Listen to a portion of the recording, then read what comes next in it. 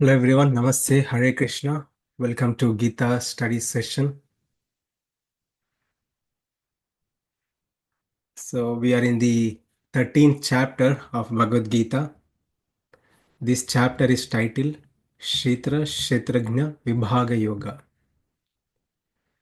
Bhagavad Gita consists of 18 chapters. First 6 chapters, Krishna spoke about Karma Yoga, art of working, how one should live in this world, how one should work in this world. If a person works with the proper mindset, his mind is purified, consciousness is purified. And in middle 6 chapters, Krishna spoke about Bhakti Yoga, all about the God, the greatness and glories of the Lord, by which one develops love towards the Lord, and Bhakti Yoga as a means to attain Supreme Lord. Bhakti Yoga is easier way. And in the last 6 chapters, starting from 13 to 18, Krishna reiterates all the topics from previous chapters, like soul, what is soul, what is body, why soul is getting engaged in the body. So all those things in detail, the soul, the material nature, and the God. 3 topics in detail in these chapters, middle 6 chapters. Okay. So this chapter, which is titled Kshetra Kshetrajna Vibhaga Yoga, Kshetra means body, Kshetrajna means soul, Vibhaga means differentiation.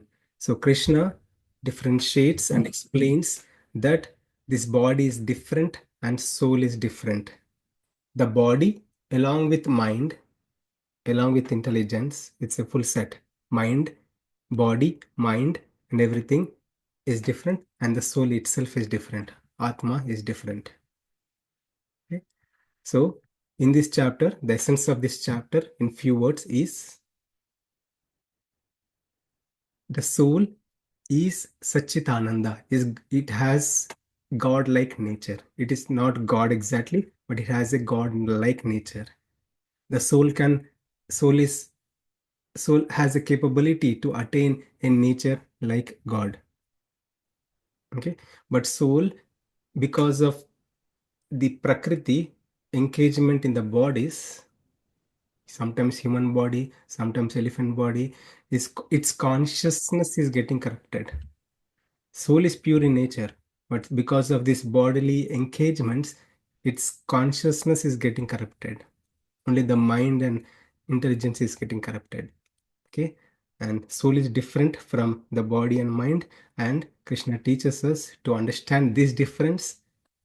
Why am I going through this repeated cycles of birth and death in various bodies, and how to come out of these bodily engagements?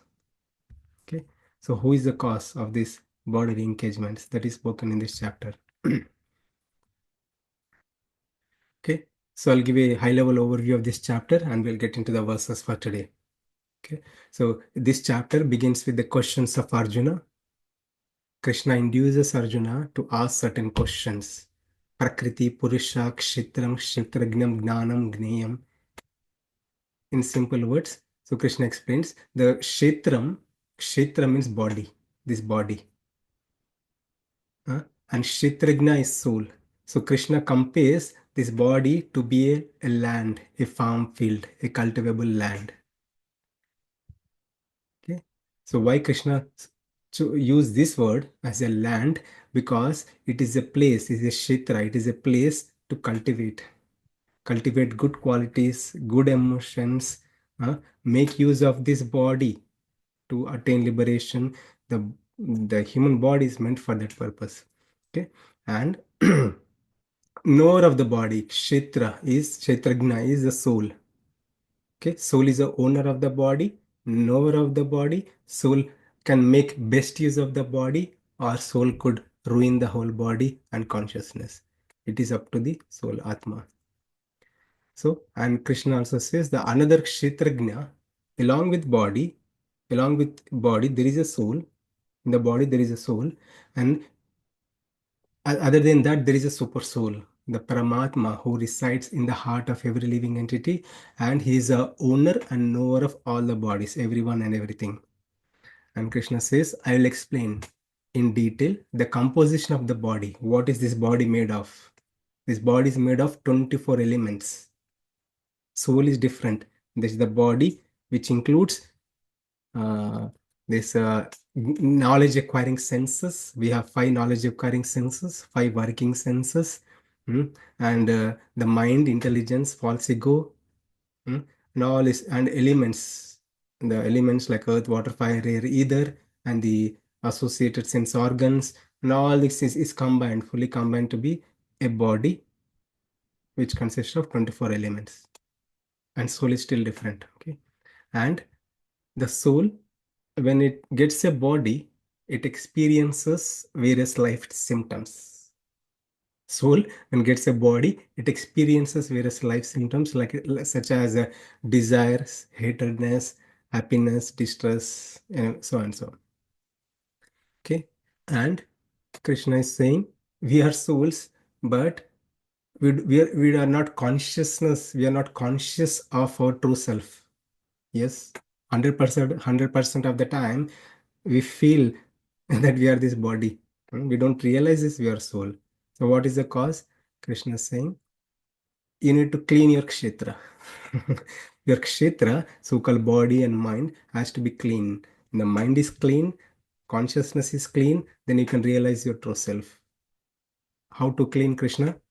Krishna says you cultivate good qualities like humility, pridelessness, non-violence, tolerance, simplicity, uh, and Krishna gives a big list. We'll see that in this session. And if a person cultivates good qualities, he can experience his true self.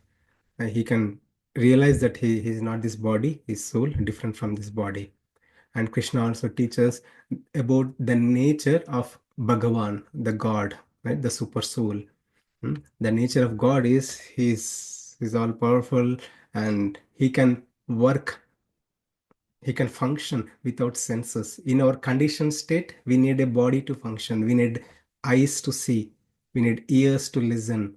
Right? But in a liberated stage, soul could attain a nature like God where it wouldn't need any of these limbs to function. Right? So soul has a capability, has a potential to attain a nature like God. But it is forgetful, soul is forgetful of its nature and is getting entrapped into various bodies because of so-called prakriti. So when we go into this chapter, we'll go in detail. I'm giving a high level overview here. Okay. Soul is getting entrapped into different bodies because of this prakriti, sometimes getting a good birth, sadasad yonish janma. So sometimes good birth, good body, sometimes bad birth, bad body, and it is going into cycles.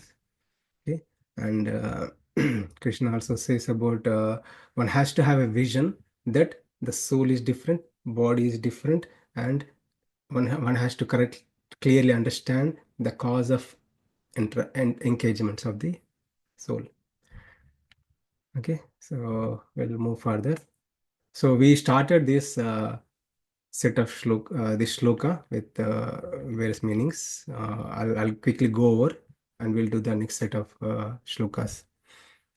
So 8 to 12, Gnanam, the process of acquiring knowledge. So the context of this set of verses is Krishna spoke about body and soul differences, and for one to experience his true self.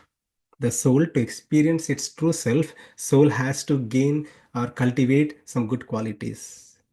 The kshetra, the body, is given for that purpose. To cultivate good qualities, by such cultivation, soul experiences its true self. Otherwise, no. Otherwise, no. Okay, I'll mute. Yeah. So you can see here, you can two things here. So we read this one. So when we also see from a devotional perspective as well. Okay, for the shlokas. So to clean the kshetra, the body with mind, to clean, one can work, cultivate with his own strength, with his own abilities. He can cultivate and uh, and he can purify himself. Okay, you can see in this picture, right? So, with our own effort, we can clean, right? So this process is a process mentioned by acharyas. This is a process for gnana yogis. Gnana yogis has to work to purify themselves. Otherwise, about Bhakti Yogi, a practitioner of Bhakti Yoga, a devotee, naturally develops all these good qualities by the practice of Bhakti Yoga. By the practice of Bhakti Yoga. Okay? It's just a change of mindset, how we see the things. Okay. Okay. So we'll see the verses. So for us to experience our true selves, Krishna says one has to have one has to develop good qualities like humility, uh, and humility means one should respect others, everybody, mm, without expectation of respect. Treat everyone equally, respect everybody. mm. So we can see from the devotee point of view, a devotee of the Lord who is practicing Bhakti Yoga, he sees God in everyone.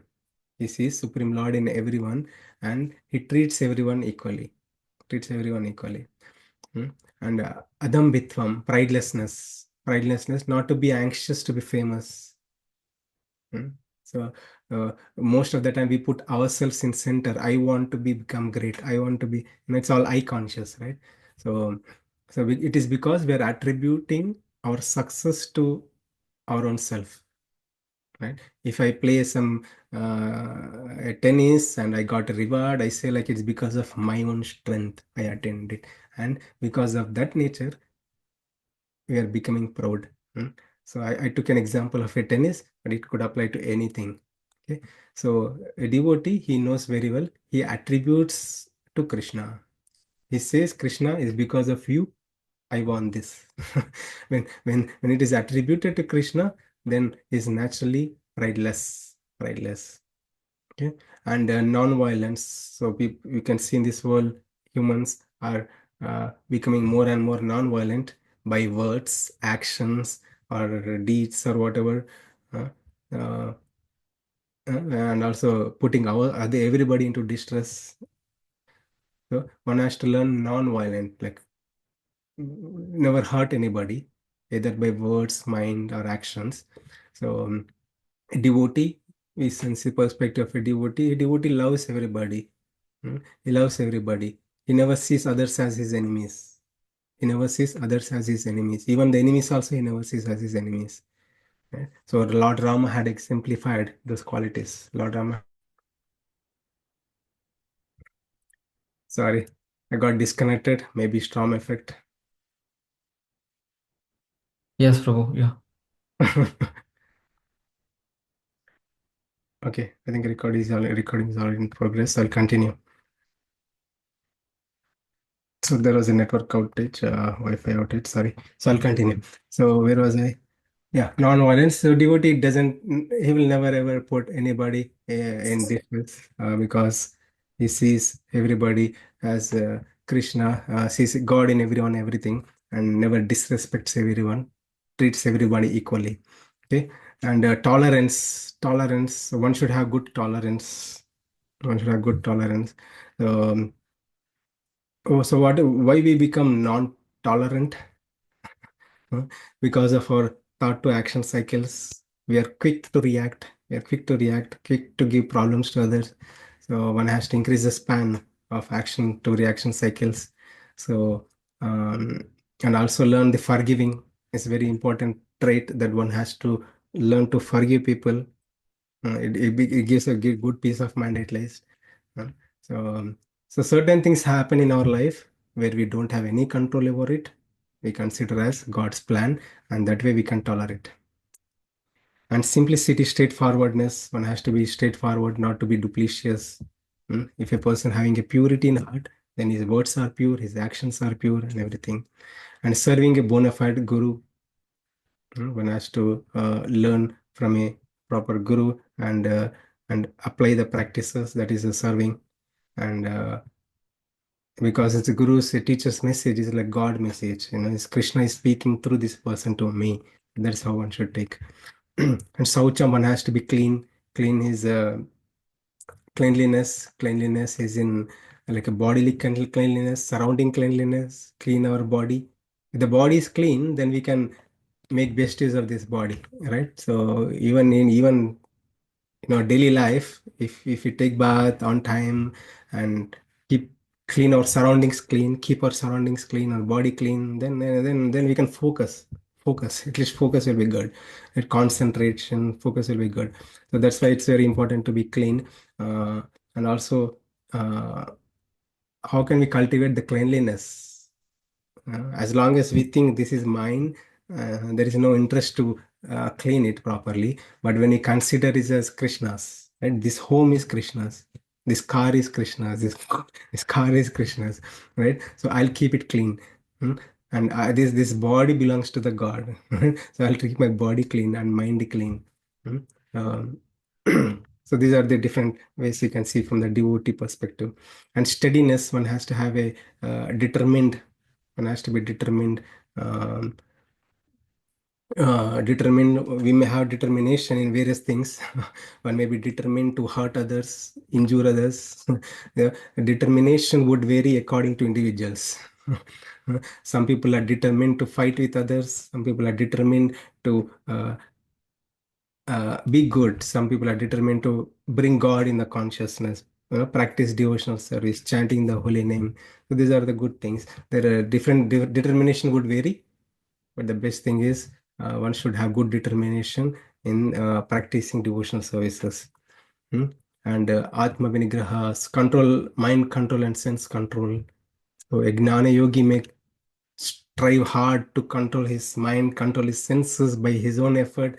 But a Bhakti Yogi, he doesn't worry about it. He just engages his mind, chanting the holy name of the Lord, listening to the pastime of the Lord, meditating on the form of the Lord. So these are the various practices. Engaging the mind unto Krishna, the mind is controlled.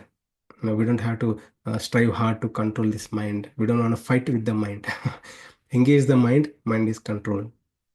Just as like a mind is a monkey. Mind is a monkey. As long as we are fighting with the monkey, monkey goes wild. Monkey goes wild. Mhm. We see in Vrindavan also. In Vrindavan, I visited once.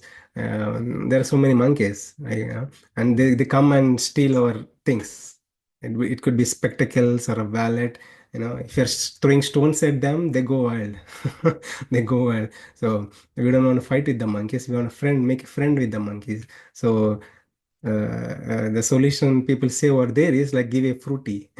Buy a fruity and give that to the monkey, and monkey is happy, and monkey gives back whatever a monkey took it.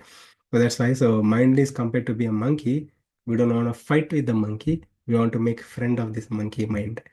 So when we engage our mind unto the Supreme Lord, mind becomes a friend. In the Ardesha Vairagyam, one has to learn to renunciate from this object of sense gratification. Object of sense gratification. What is object of sense gratification? Right? So it could vary for individual. Different individuals may have different objects they see. It could be a human, other human, other human enjoying through senses by using other human, or enjoying through senses by a phone. Some people run behind phones, and this becomes the object of sense gratification, or a WhatsApp. Nowadays, WhatsApp or YouTube becomes the object of sense gratification. What is sense gratification? Like sense is eyes, right? Sense of eyes, sense of ear, sense of vision, sense of hearing, sense of tasting. One would try to gratify the senses, sense of eyes to see beautiful things, sense of hearing to see to hear nice things, sense of tasting, sense of taste to relish the different tastes. So one would engage his senses and become a servant of his senses, right? So if that is the case, Krishna is saying, right, you're lost. You'll never learn your true nature. So try to detach from this sense gratification, unnecessary sense gratification. Okay, if the WhatsApp is disturbing me, I'll keep this away. That's called renunciation of object of senses, right? I'll keep this away for some time. If my YouTube is disturbing me, certain movie is disturbing me, whatever is disturbing me, I'll try to keep it away. If a sense of taste, some nice dessert is disturbing me, try to learn to cultivate detachment. So then we'll be in your true state. right? We'll be attached. Otherwise, we'll be pulled by the so-called Prakriti. Prakriti. So, in a devotee perspective, we can say it's easy. Sense gratification. Srila Prabhupada says we don't have to uh, fight with our senses. Just use the senses. Okay, if sense of taste is running behind to taste wonderful things, give it prasadam. Give it the prasadam of the Lord, right? Then the sense of taste is subdued. The hankering for the sense of taste is subdued. And sense of vision want to see some all kinds of things. So we can substitute with the form of the Lord. Let the sense of vision see the beautiful form of the Lord. Then the hankering for seeing worldly things will naturally get subdued. Naturally gets. It's a natural process. We don't want to fight with the senses. Fighting with the mind, fighting with the senses. We don't want to do that. So, Srila Prabhupada and our acharyas like Rupa Goswami, all the Goswamis, they have given a wonderful commentary on this in Nectar of Instruction, Bhakti Rasa Amrita Sindhu, and Upadesha Amrita, very nice scriptures on this one about controlling mind and senses. And the false ego, people consider ourselves, keeping ourselves in center, right? Where I and my consciousness, ahankara mamakara. So if we consider ourselves as a servant of the Lord, Krishna, I am your servant. I am here for your service, right? So that way one can come out of this false ego. And Janma Murti Jara Vyadi, and one has to have a perception that there is a death, there is a death, there is a birth, there is a old age. People have to go through suffering. One has to have that perception. So only then one can experience that true self. And the devotee can learn that through the lens of Bhagavad Gita. Okay, so we did that in our previous session. So we'll do this session today. So I'll ask someone to read this Sanskrit and English, not this devotee thing, just Sanskrit and English. Anyone can read it. असक्तिर् अनभिस्वाङ्गः पुत्रदारगृहादिषु detachment, freedom from entanglement with children, wife, home, and the rest. Nityam cha sama chittatvam ishtanishto ishtanishtopapatetsu. Even-mindedness amid pleasant and unpleasant events. Mai chananya yogena bhaktir avyabhicharini. Constant and unalloyed devotion to me with undeviating attention. Vivikta desha sevitvam. Inclination for solitary places. Aratir jana samsadi. Detachment from the general mass of people.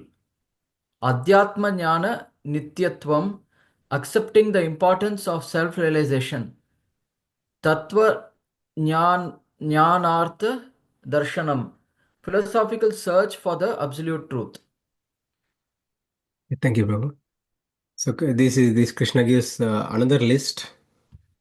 Okay, so the previous set of verses like 12 and this 8, so total 20. These are the 20 list of qualities or things one must cultivate to gain knowledge about his true self.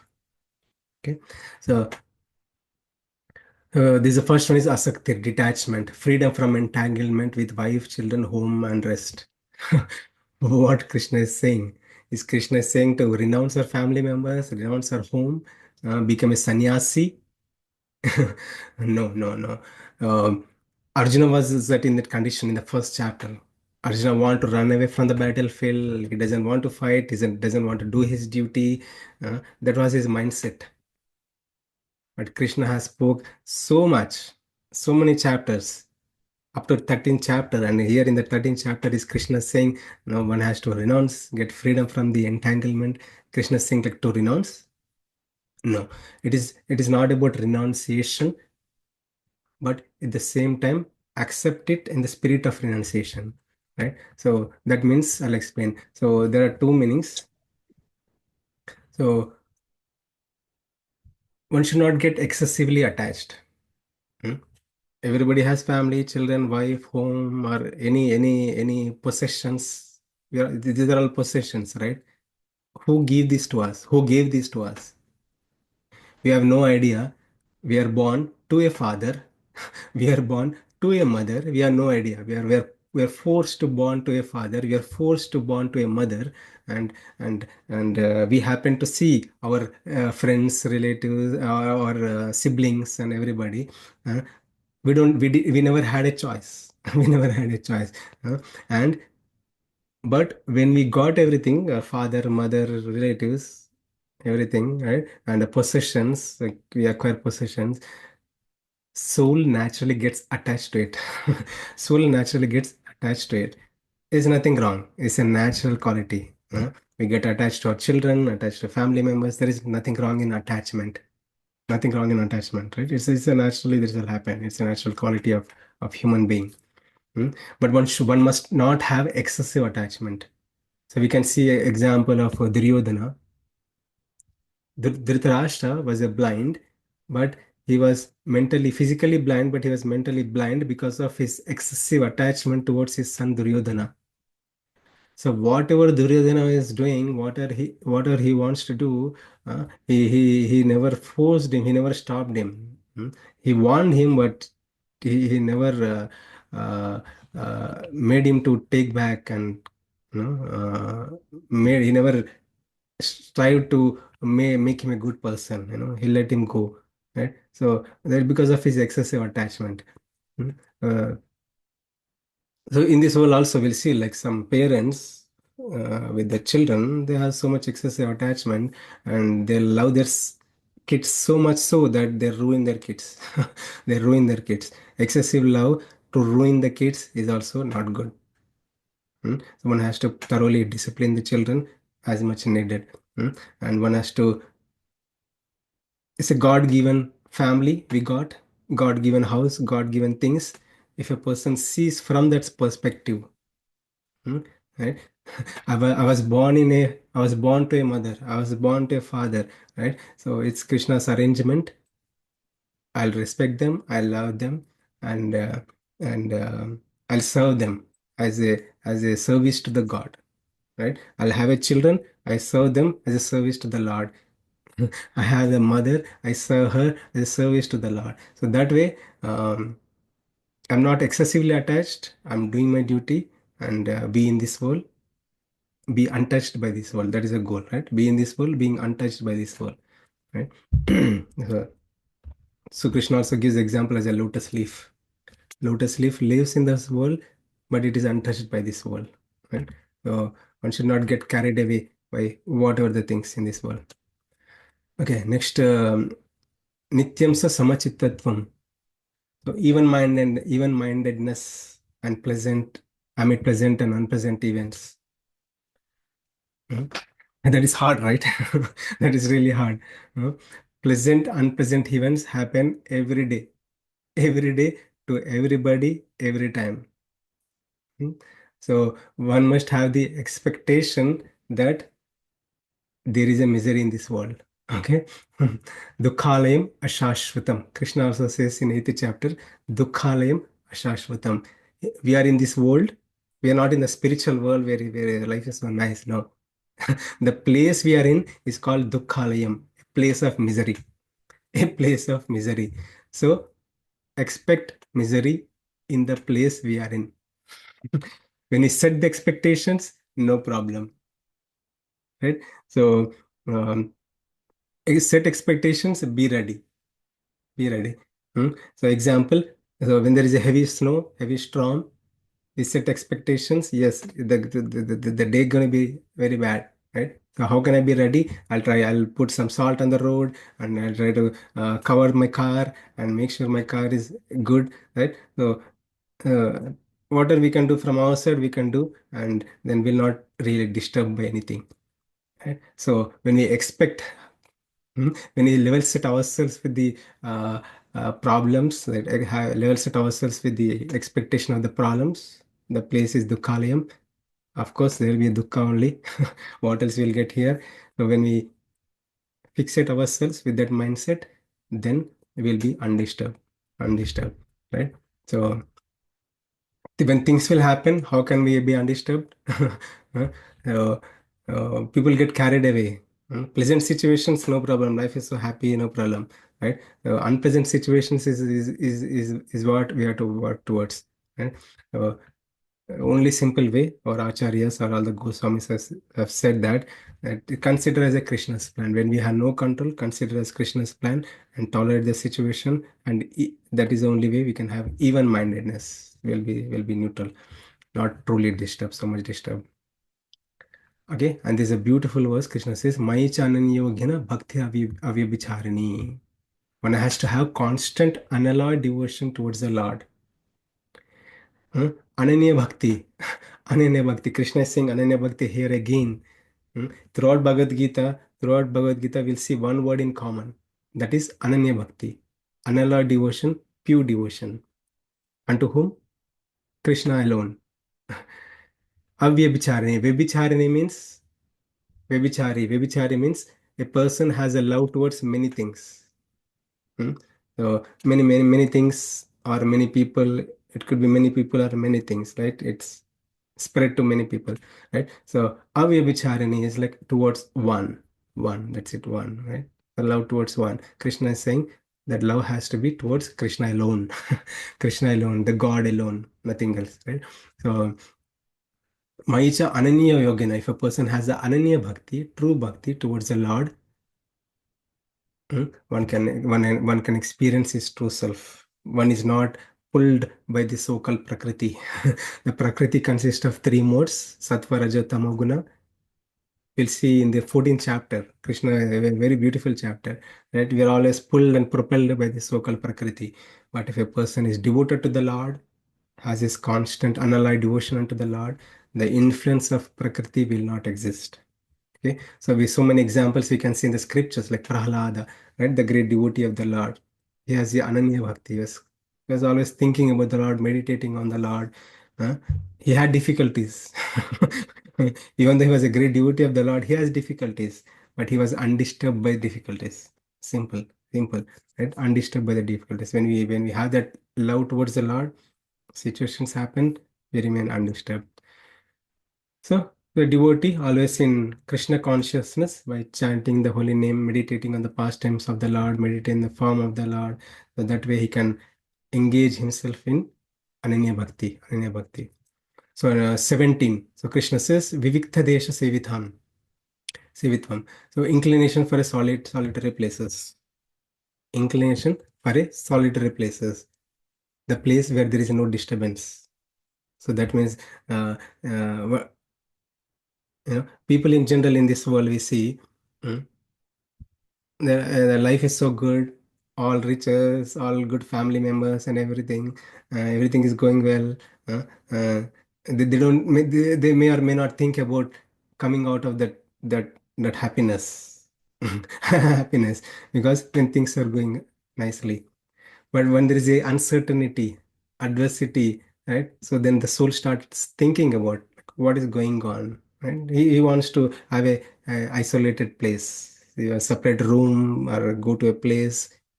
If a person in the mode of ignorance, he goes to um, a places where alcohol is served. He tries to enjoy with the alcohol. Different people have different mindset. Uh, but but here is for a person to attain knowledge about his true self, uh, one has to spend time for himself. Take time for himself.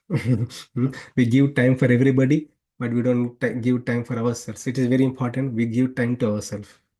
We give time to ourselves, spend some time to ourselves, understand who we really are. So that's what we can do in a solitary place. So, so, so one may, this is from a devotee perspective, one a devotee wouldn't run away from people, but he try to or he strive to be in association of devotees, like a good people, in a good association. Okay. Jana Samadhi. Arathir Jana Samadhi. Jana Samadhi means um, detachment from general mass of people. Is Krishna saying like not have any friends? You become friendless.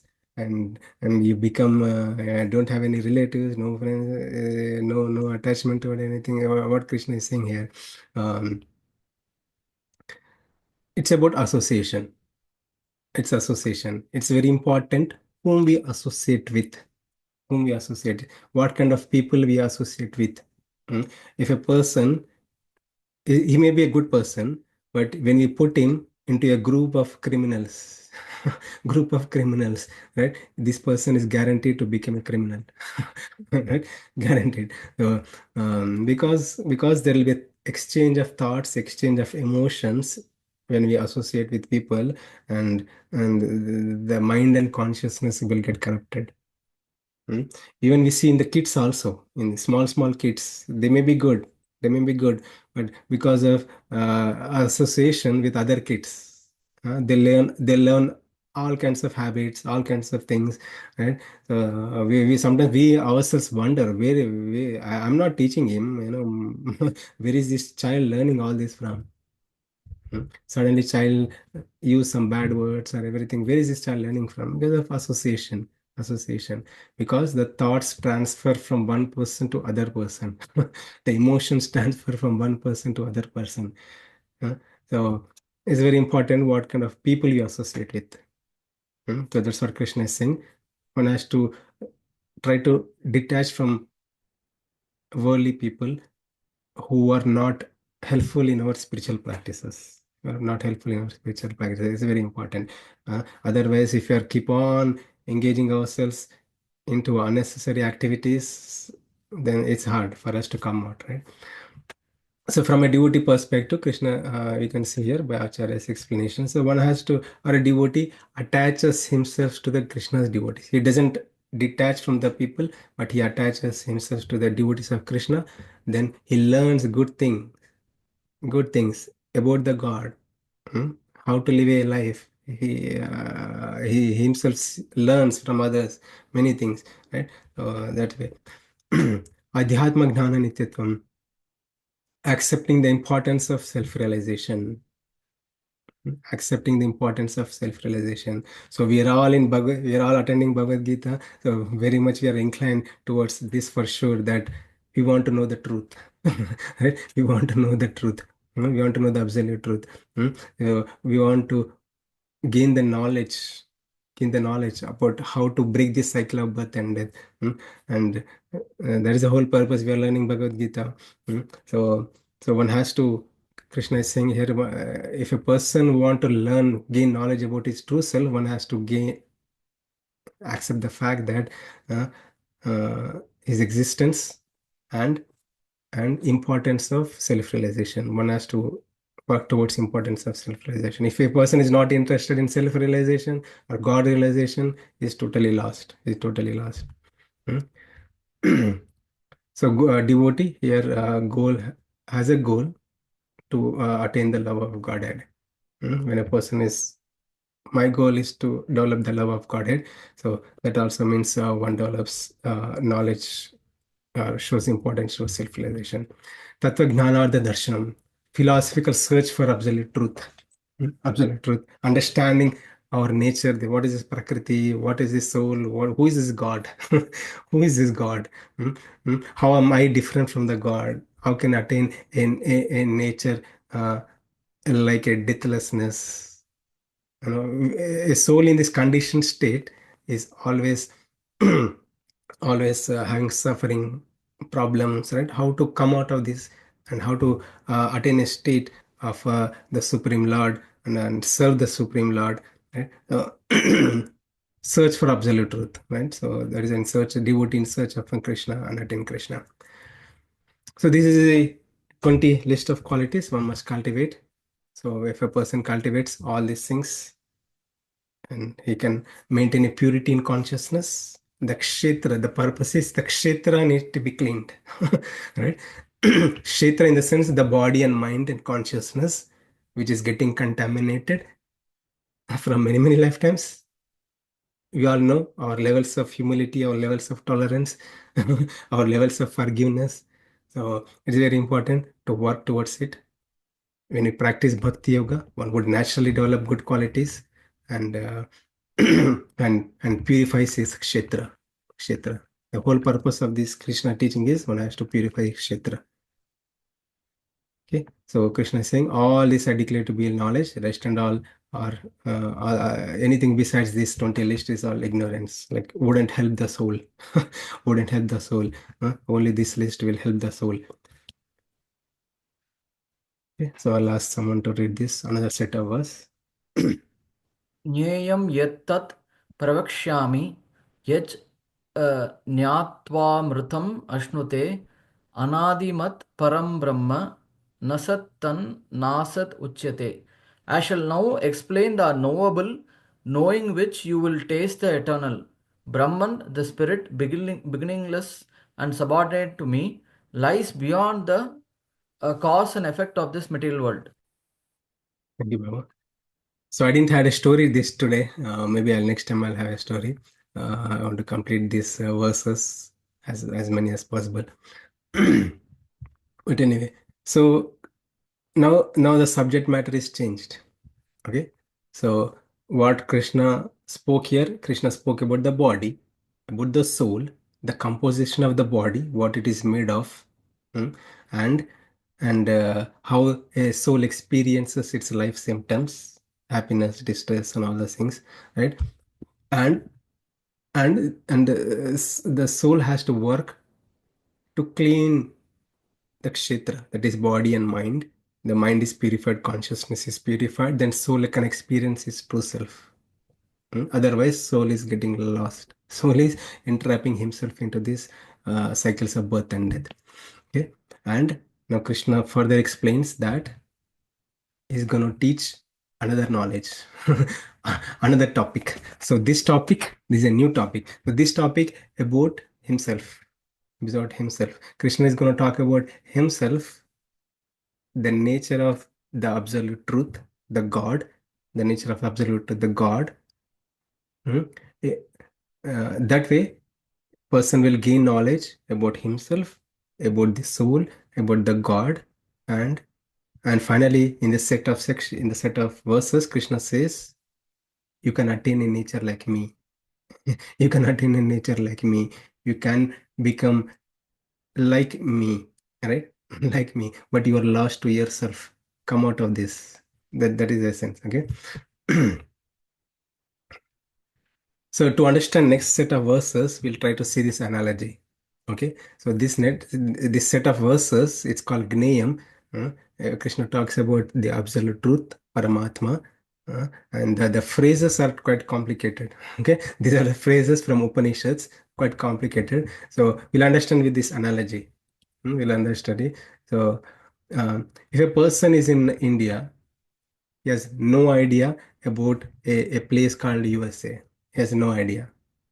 Okay, and if I ask that person, do you want to go to this place? He says yes. And if you want to go to that place, then uh, you need to know certain things. You need to know certain things. Uh, then the person asks these questions, right? So what is this place? Where it is in the world map? And many questions, right? So if I ask this question to my child about a place, nowadays it's easy. They'll go to a YouTube and search Google search or YouTube search, like we'll get all the words. Many things. Use ChatGPT, put in ChatGPT, you will get all the information in seconds, right? So I'm not talking about the modern trendy technology to gain knowledge about things. If a person want to gain knowledge about a thing which is unknown, right? So what are the different ways I can explain? What are the different ways I can explain? I can say like, okay, there is a place like US, which is little far away. One has to cross various oceans, and this place, you can the way you can go, like you can flying is easy, and this place where the roads are clean, the roads are neat, and this place mostly people drive cars. No automobiles, no bikes, no bikes, no two-wheelers, all four-wheelers only. And these are the different ways I can explain, right? So, and this is a place. people look different, skin color or various things, different culture, more diverse uh, people, more diverse culture we can see in this place. So there's a nice facility of healthcare, many things, right? There's a big there are different ways I can explain about a an object or unknown thing, right? Unknown thing, an object. Hmm. So similarly, because that is that which is beyond the sense perception. Like this person doesn't have the, he cannot see with his eyes. He can't hear about this. So he's gaining knowledge and trying to understand with certain attributes. The word is attributes, because with certain attributes, this person is trying to understand, or I'm teaching him to understand. Right. So same way, the Upanishads, they talk about like this only. Okay. So about the soul, about Paramatma. So about the absolute truth for a very beginner, for a very beginner. Hmm? If a person want to gain knowledge about the God, for a very beginner, right? So what are the different ways to understand? So God is not like you, right? God is not like you. Hmm? God would function in a different capacity. God exists everywhere. So these are the different words, right? We can use. So exactly, since Krishna is going to speak about himself, about himself. These are the very beautiful verses about the absolute truth from the Upanishads. Krishna also quotes this set of verses. We'll see in 7 minutes. At least we'll do two verses here today. I'll ask someone to read. Maybe other than Arun, anyone wants to read. You can read Sanskrit and English.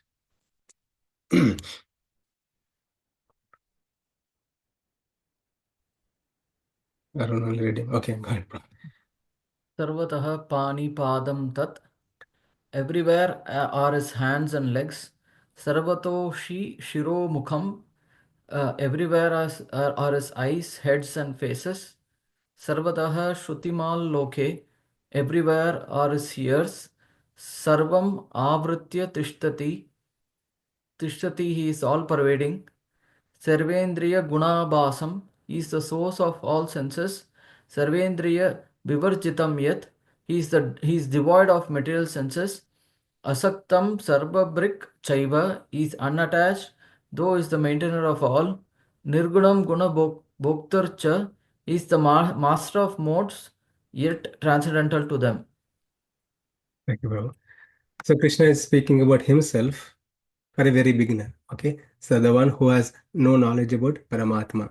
So Krishna spoke about himself in Bhakti Yoga chapters like 7 to 12, about himself, his nature, how everything manifested from him, his all pervasive nature, how he sustains the entire creation. Many things he spoke. We saw that in the previous sessions, right? So here also Krishna is speaking about the nature of Paramatma in a different perspective. In a different perspective. Okay. So so you can say Sarvatra Pani Padam Tat. So God is someone who is not like an ordinary human being. Okay. So we soul in our conditioned state. We soul in our conditioned state, we need hands, we need limbs, we need hands, legs to move. Right. So to eat food, I'll eat with hand. I don't eat with leg. Right. I need to eat with hand only. To gain knowledge about something, a movie or anything, like I need to use my senses, sense of eyes, sense of all our senses. mm. um, and I need this body, limbs, I need ears to function, to gain knowledge function. But God is not like that. In a conditioned state, the soul needs all these things, but that's absolute truth. So this is a way to differentiate ourselves from the God, who God is. I'm trying to understand that the absolute truth. Hmm?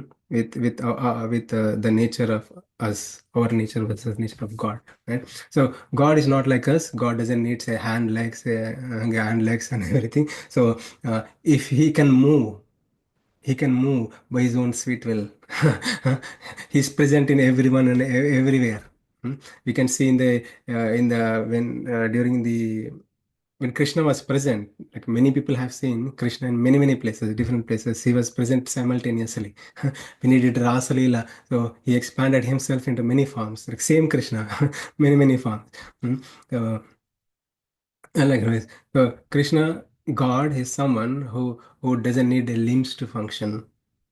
He doesn't need limbs to move, and he doesn't need ears to gain knowledge. mm. He doesn't need eyes to. He can eat with eyes also, right? So we need how we eat, right? We take the food and put in the mouth, and we eat through the mouth.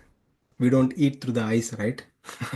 If I say like, okay, I'll give you, if a friend is visiting to my home, I'll give a plate of food. I'll say like, okay, eat with the eyes and enjoy. Eat with the eyes and enjoy the food. If I say that, the guy will go mad, right? So that is our condition state. But God is someone who can accept anything. He can eat with the eyes. Uh, we can see with the ears. We can do all with all the sense organs, all the senses. We can do everything. Hmm? He's not like us. That is a way to understand. He's not like us. He's uniquely different from us. Hmm? And he's all pervading because of there is one explanation. Other explanation is um, everywhere are his hands and legs. Everywhere are his hands and legs. That means God puts his hands on everybody's heads, faces, food, and everything. No, no, no. So how to understand this is just like a president of USA. hmm, his governance is seen in every city, throughout the country. His governance is seen. His presence is seen. Hmm?